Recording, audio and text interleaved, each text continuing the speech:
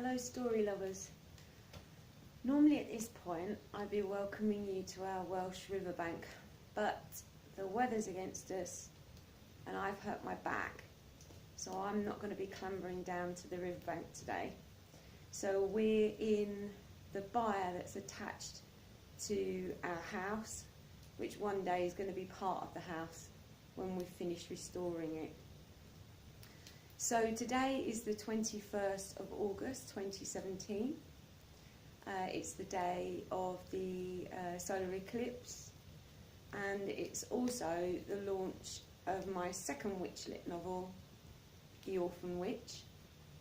So I thought it would be appropriate to read a little bit of it for you this evening. So I'm starting reading you a little bit from the book blurb on the back, and then the parts I'm going to read you are about getting to Wales and a part in Wales itself. The Welsh landscapes really inspired me in this book, and there was no way that Lizzie Martin wasn't going to spend some time in Wales. I hope you enjoy it. So from the back of the book, Lizzie Martin is grieving. A road trip to Wales with her best friend Louise should help, and while she's there, she wants to find her real mother and the truth about her father. 5 days later, cross-legged before her altar in the sanctuary, Lizzie thanked the goddess. Louise's husband Terry had been promoted, so full-time work was no longer a necessity for her friend. Winter mornings made getting up harder anyway, so Louise had handed in her notice. With 2 weeks' holiday owed to her, she only needed to work one more week, so the date for their departure to Wales was set, allowing both women time away to decide their respective futures.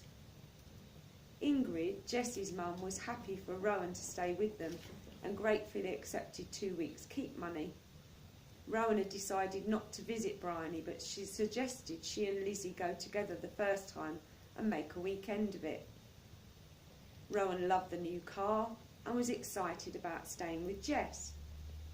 2 weeks' rental was paid on a holiday cottage near Corris, not far from Machynlleth, a base for them while they were in Wales, close to the Snowdonia Mountains. The only aggravation, the only pin ready to prick her balloon of happiness, was Richard. Why couldn't he be pleased for her, excited even? Why couldn't he see she needed to go to Wales? Instead, he'd reprimanded her for buying a car on her own, listed the problems she could have with it, and called her trip to Wales a wild goose chase. Was he still bearing a grudge from the PA meeting?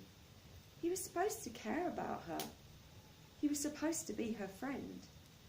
Had Natalie turned him against her? Before the goddess, Lizzie sat still and calm, allowing the gentle blessings to wash over her, leaving the material world behind. Mountains rose around her, their tops hidden in thick grey cloud. Water rushed by her, the river carrying her sadness to the ocean. A log fire blazed in a huge hearth beneath a rugged oak mantle, and all the while she heard the whisper on the wind. Come home, Lizzie, come home. So the next excerpt is when Louise and Lizzie are in Wales. And it's a full moon, and Lizzie's in Wales, and she's near a mountain, and she can't resist being on the top of it to do some magic. It was past 3 o'clock, but the clouds had parted and pale blue sky greeted them in the car park at one end of Lake Tallyllyn. Once out of Dolgothlo, and having followed the curving road around the base of one mountain, it was uphill all the way. The lack of traffic and people was a blessing as the little red car wound its way through narrow lanes, the land falling away to nothing on one side. Lizzie opened gates, almost knocked off her feet by the powerful wind blowing across the flat plains at the base of the mountain. Buzzards soared, performing their spiral dance with ease and grace. By the time they walked to the summit, Lizzie's first disappointment was her coat's permeability.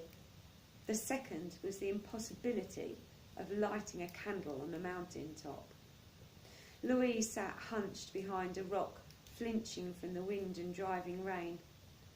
The surge began inside Lizzie, the guilt and desire to make everything better for Louise. The rain hammered down, saturating the contents of Lizzie's bag. She grabbed her wand and turned to the north. With the circle cast about them, Lizzie let herself go. No elements were invited, or gods or goddesses. There was no time. She lifted her arms to the sky, a churning mass of grey fog, and cried, "Mother of the earth, hear my prayer." Inside the circle, the gale dropped to a breeze, and the scalding rain a light drizzle. Lights below in the distance outlined the coast, but from this vantage point, the sea and sky merged. A new light sent shadows glinting, onyx, luminous streaks streaming across the water before a figure on horseback leapt onto the mountain top. Lizzie knelt before the goddess, looking up into bewitching green eyes. Rhiannon's pale shift was embroidered with pansies, and she wore a single ruby at her throat. She put her finger to her delicate lips as Lizzie tried to speak. A canary balanced easily on Rhiannon's other hand. The goddess stroked his head, and the bird sang.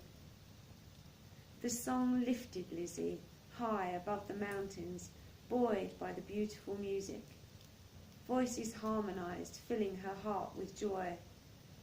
All around her, melodies pulsed from the pearly sky, while drum rhythms sought her ears from the earth. And below it, deep in the underworld, strains of fairy music rose up between the roots of the trees. In the valleys, the choirs buoyed her, the warmth and passion of the voices carrying her back to the peak. Lizzie stood, legs shaking, to find the bird had stopped singing and disappeared. Rhiannon took her hands. Warm honey heat flooded her body. She must not be afraid. Her narrow world was widening, opportunities were coming, and doors were opening. "Open your eyes," said Rhiannon, "to the bigger picture, to family and friends, but not only in this world.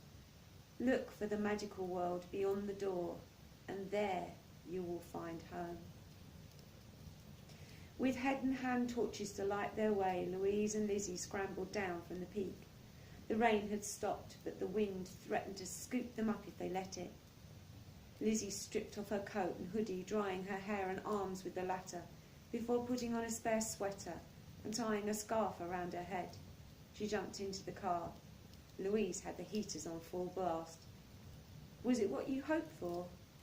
"Not what I expected, to be honest, but then it wasn't what I had planned. The elements took care of that. Did you see anything?" "Sorry, I was rather preoccupied with staying on the mountain top. I couldn't see you most of the time with the torch on the ground. Shall we go?" "Yes, of course." "No, wait!" Lizzie leapt from the car, Louise clicking on the full beams to light her path to the lake. Lizzie stood at the edge of Talyllyn, the whale smacking against the stones below her. From deep below the water, vibration rumbled through her body, sweet musical chords rising into the black of night. From beneath the tree roots, from the crevices and cracks in the mountains, and from the earth itself, voices, panpipes, fiddles and flutes, drums and bagpipes and penny whistles rose up and harmonised for Lizzie, singing the songs of the Fae. So the blurb continues. Lizzie returns home to discover her old boss, Edward Brown, is manipulating her life from prison. She must deflect angry phone calls from her ex-husband, consider a house move and a new career path, and become a modern-day Boudica, protecting those she cares about. There is hope, though. The squirrels are on her side, the rescued chickens love their new home, and inspired by the Welsh landscape, Lizzie takes her magic out of the sanctuary. I hope you've enjoyed today's story and that you'll come back and join me soon. Find out more about me and my books at wendysteele.com. I look forward to seeing you again. Come and join me for more stories on my Welsh riverbank. Good night.